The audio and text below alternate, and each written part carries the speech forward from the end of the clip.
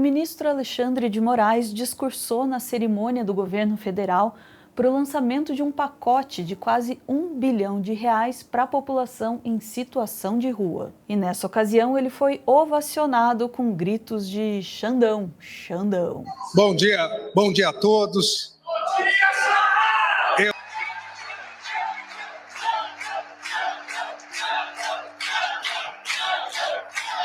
Isso foi na manhã do dia 11 de dezembro, mas passou batido pelo noticiário. Aqui a gente vai usar esse momento para saber a história do apelido, que é eletrizante. Tem explosão, tem bomba, tem tudo. A gente também vai olhar com calma esse acontecimento e questionar. O culto ao Alexandre de Moraes como salvador do arranjo institucional brasileiro é legítimo? Em outras palavras, Xandão merece ter um fã-clube tão fiel quanto Taylor Swift? Puta falta de sacanagem! É o Observatório de hoje.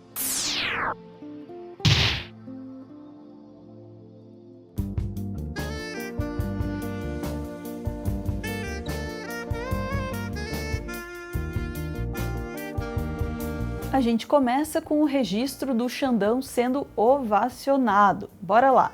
Juiz do Supremo em inauguração de moradia popular. O ministro foi ovacionado por movimentos sociais que acompanhavam o evento e riu ao ouvir os gritos de Xandão, apelido que o ministro ganhou entre opositores e aliados. Quem vai assistir o vídeo é o nosso Álvaro Borba. Justo eu, o homem mais criticado e menos aplaudido do YouTube. Mentira! Bora ver os aplausos ao Xandão. Dirão que é inveja a minha reação.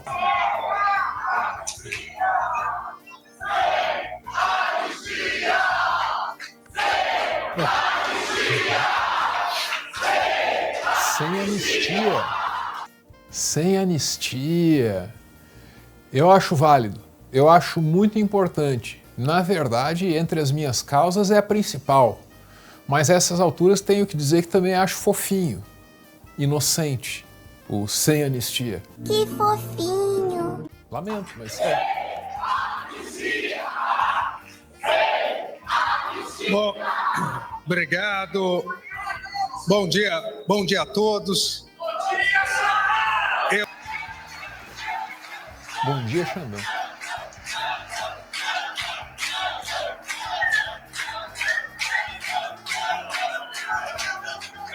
Eu, que já não sou tão novinho e acompanho o noticiário político há tempos, não me lembro de ter visto o ministro do Supremo aplaudido e com esse entusiasmo tão direto, tão particular. O apelido dele é gritado. Eu não lembro de uma cena assim na história dessa república, a parte que eu vi. Eu entendo a gravidade dos acontecimentos que nos trouxeram a esse exato momento. Mas eu não posso dizer para você que movimento social aplaudindo juiz é normal na minha vivência. É raro, no mínimo. O normal mesmo é que o político, né, seja aplaudido na inauguração da obra, no lançamento do programa social. Isso é o natural, a ordem natural das coisas. Não sei se desejável, mas a ordem das coisas normal.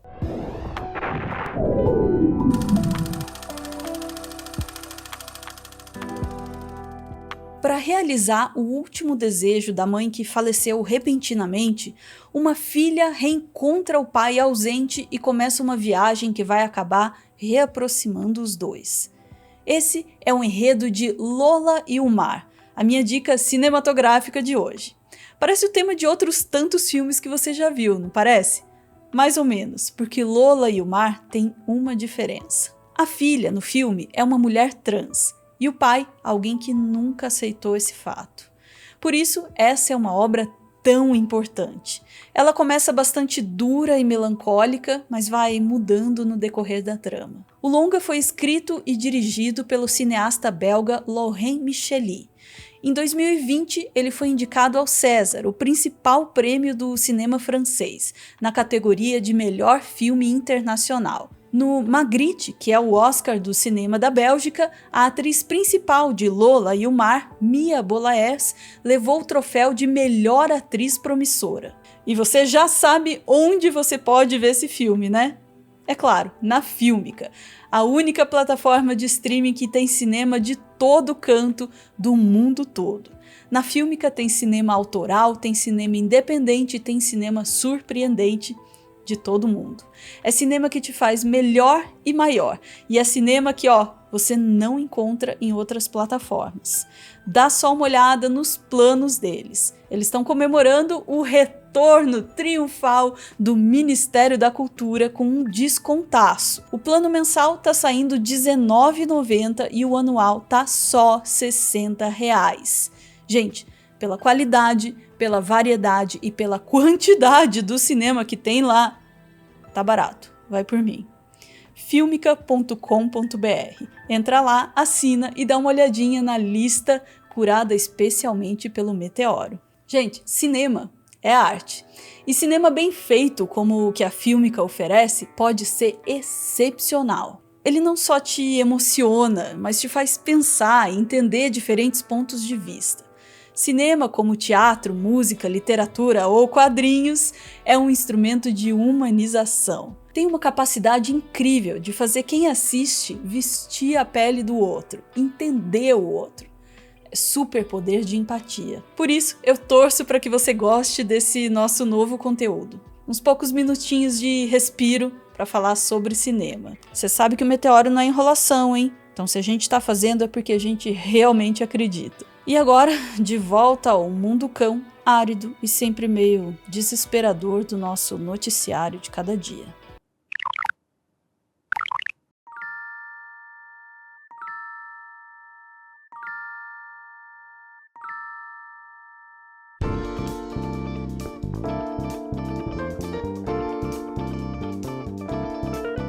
Há 2 anos, após saber que seria preso pela Polícia Federal, o presidente do PTB, Roberto Jefferson, enviou a aliados um áudio com ataques ao Supremo Tribunal Federal e ao ministro Alexandre de Moraes, que autorizou a medida. Na gravação, ele fala em mensalão chinês e solta o apelido, num áudio que ficou épico, histórico e trágico também. Eu quero falar aos meus amigos e minhas amigas do PTB, aos nossos leões, às nossas leoas conservadoras, que acabei de receber esse mandado do maridão de Dona Vivi, o cachorro do Supremo, o Xandão,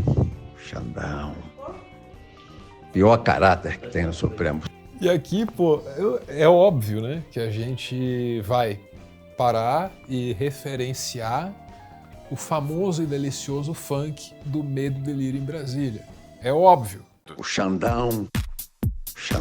Os instintos mais primitivos. O Xandão. Os instintos mais primitivos. Talvez vocês não saibam, mas o Roberto Jefferson vem de uma longa carreira no rádio e na televisão. Você sabe o que é ter um amor, meu senhor, ter loucura por uma mulher. E nunca na história de sua carreira ele emplacou tamanho sucesso musical. Embora cante e tudo, é verdade, cara. É a maior obra da face criativa desse brasileiro. Mas eu já falei pro Xandão uma vez e vou repetir. O buraco comigo é mais embaixo, Xandão. Eu sei que você é metido a valente, né? A nossa conta é pessoal. Daqui para frente é pessoal. Não tem saída. Não tem saída.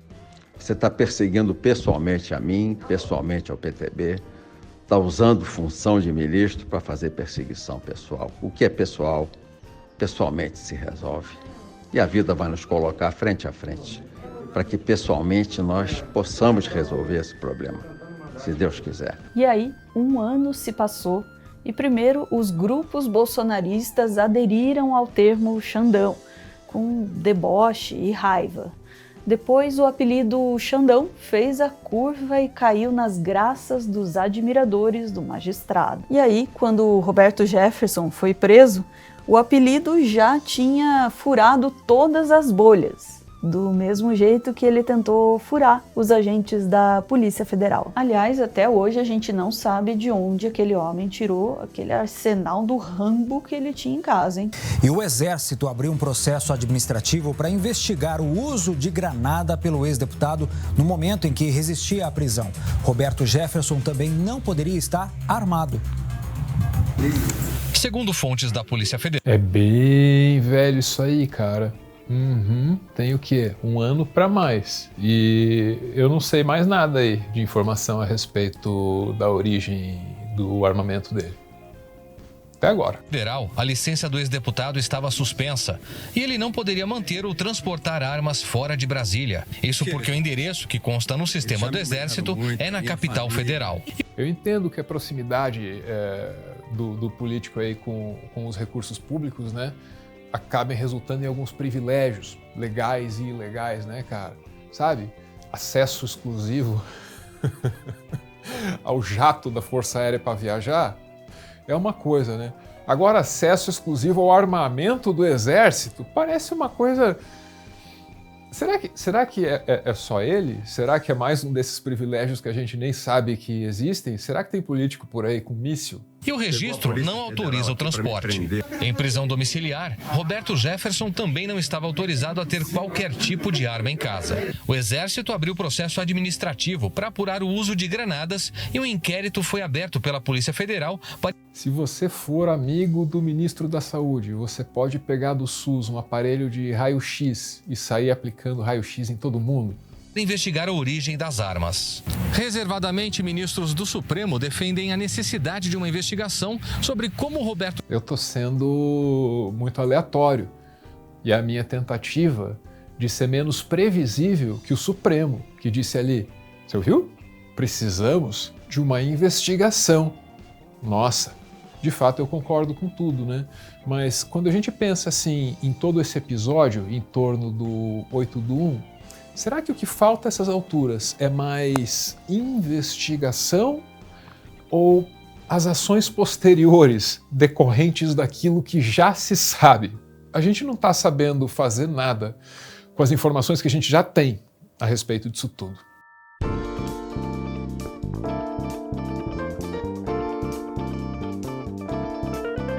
Agora chegou a hora de questionar os méritos do Xandão dentro do nem sempre tão meritocrático sistema de justiça brasileiro. Eu não tenho nada contra quem acredita em meritocracia.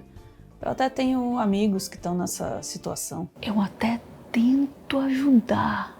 O jeito mais fácil de questionar o mérito do Xandão é questionar a legalidade do inquérito das fake news. Isso e as imagens dele cortando o pé de maconha no Paraguai, mostrando pra gente que ministro não tem qualificação para trabalho no campo não, hein?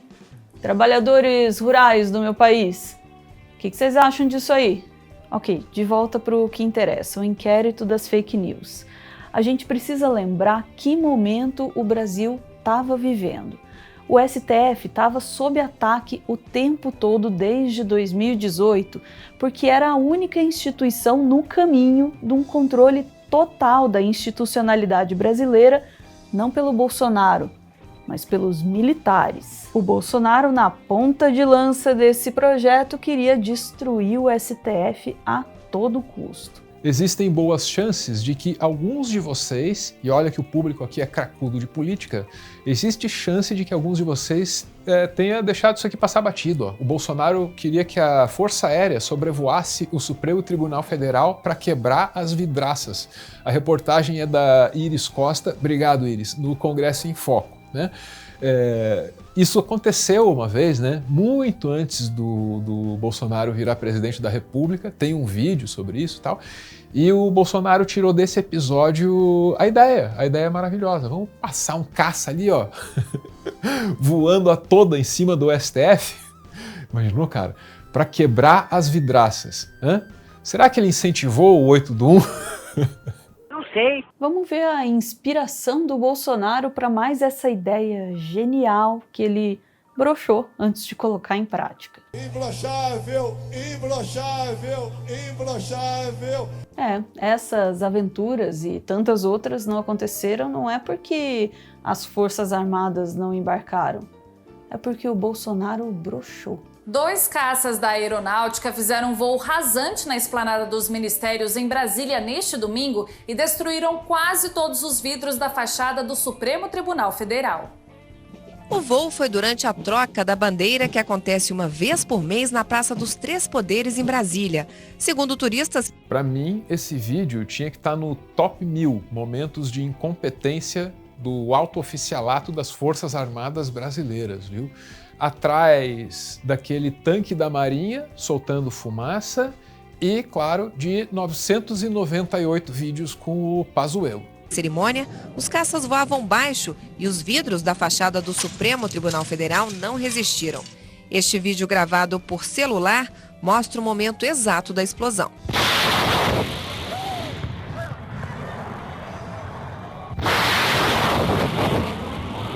Ninguém se feriu e o prédio foi isolado. Em nota, a Aeronáutica disse que o problema foi provocado por uma onda de choques gerada pela passagem das aeronaves.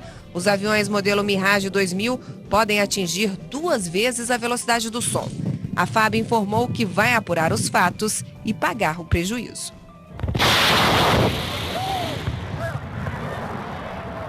Alguém uma vez chamou a justiça militar de justicinha de brinquedo. Essa é mais uma das coisas, e talvez das menores, que eles continuam apurando até hoje. E esse foi o nosso momento dedicado à história militar brasileira.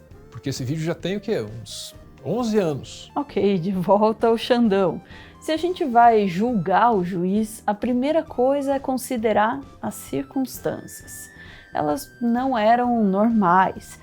Da mesma forma, também não é normal colocar a Suprema Corte para investigar o que quer que seja.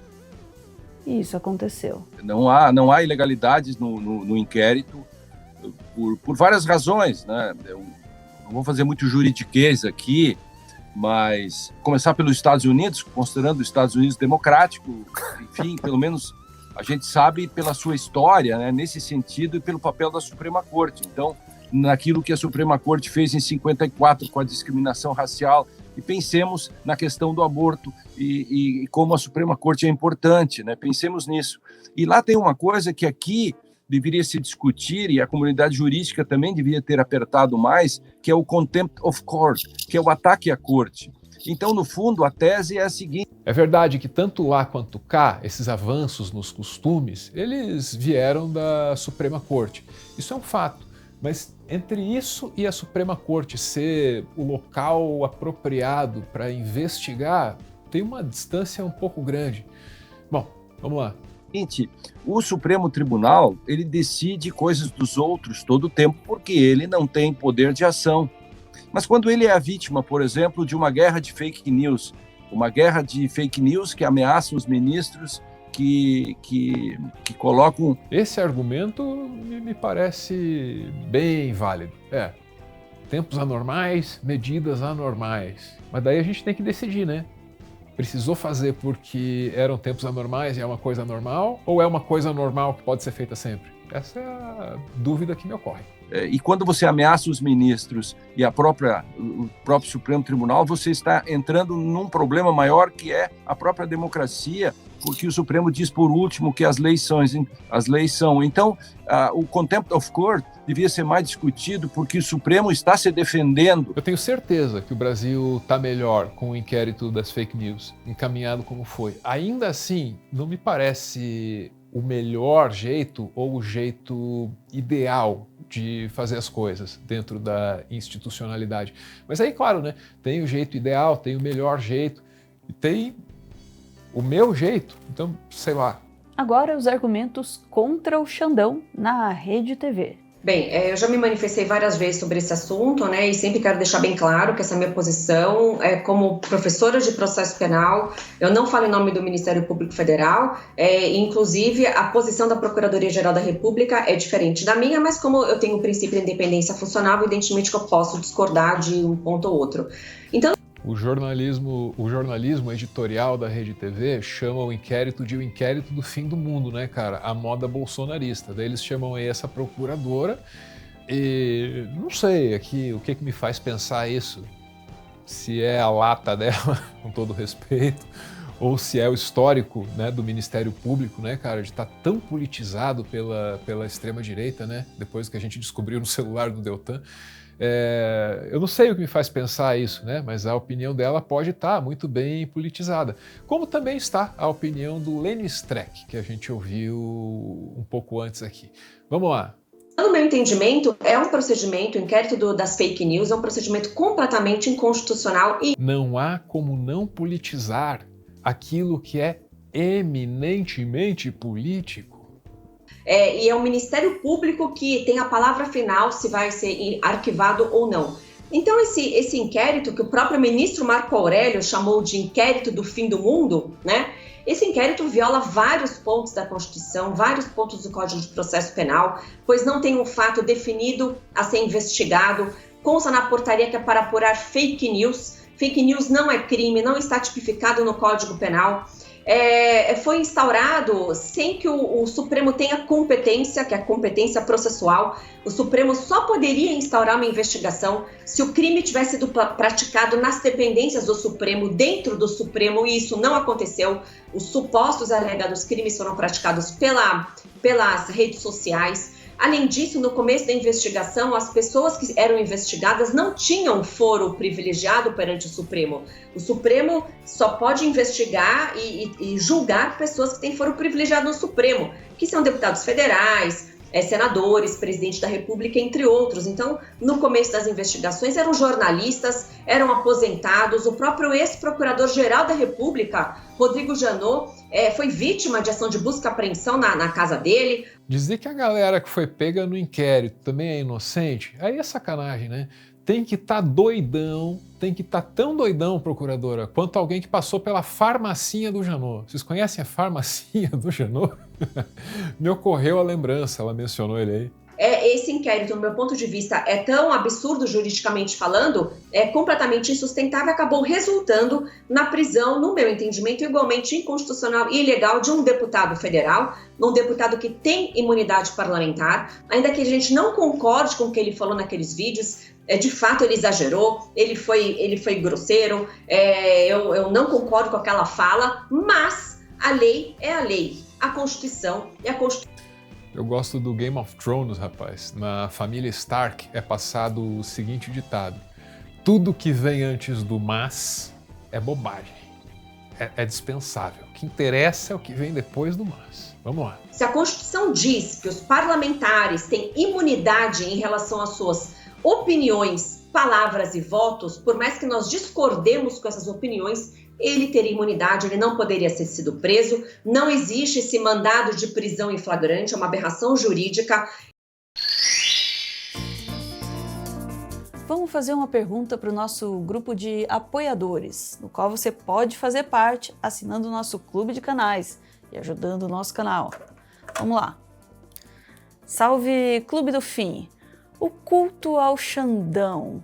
O que vocês acham disso? Você acha que dá para cultuar ministro do STF? Eu só não sei se esse culto ao Xandão é em defesa dele ou contra ele.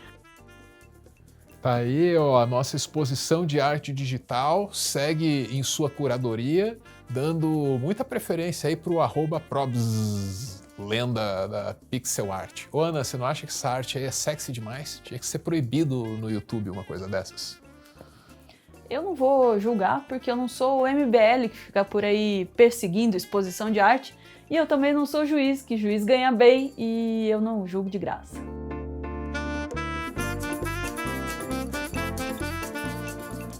Tá aí, já falamos sobre o inquérito das fake news, agora vamos falar sobre o Xandão.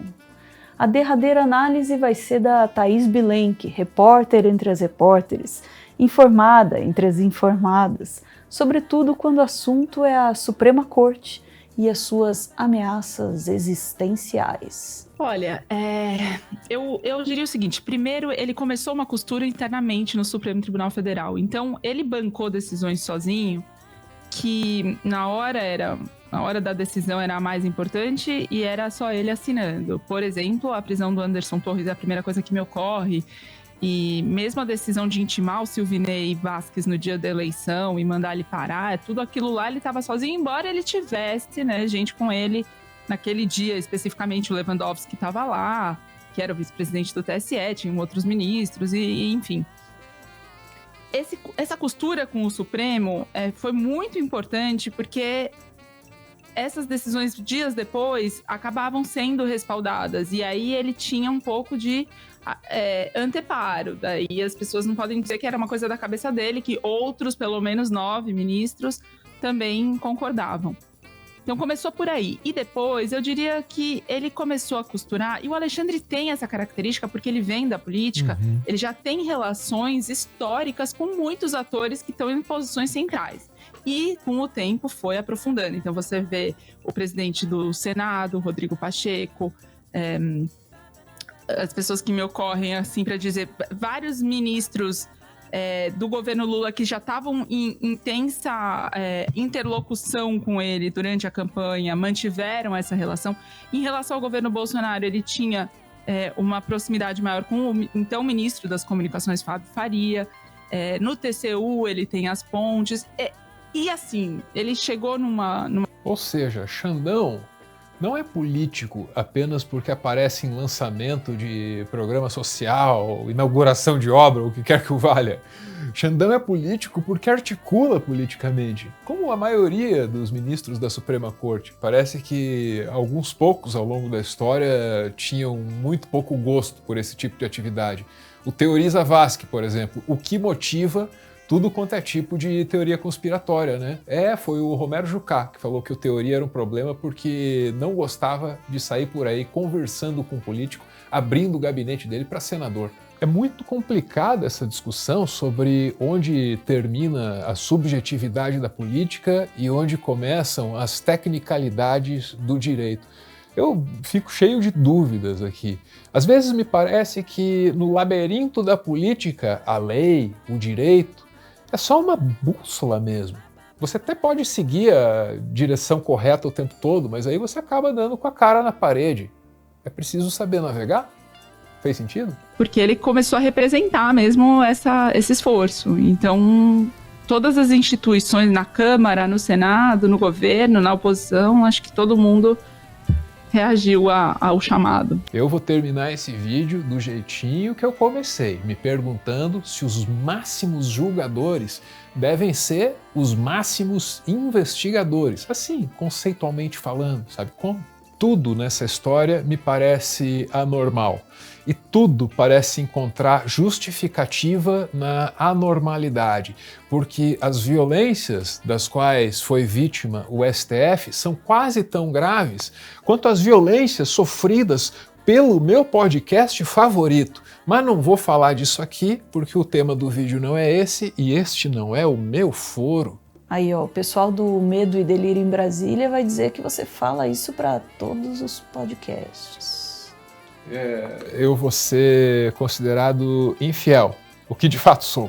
Ok, voltando mais uma vez para o Xandão, a conclusão que eu tiro é de que tudo nesse mundo é político e nada é normal. E este foi o Observatório de hoje, compartilhando dúvidas honestas em vez de certezas mentirosas.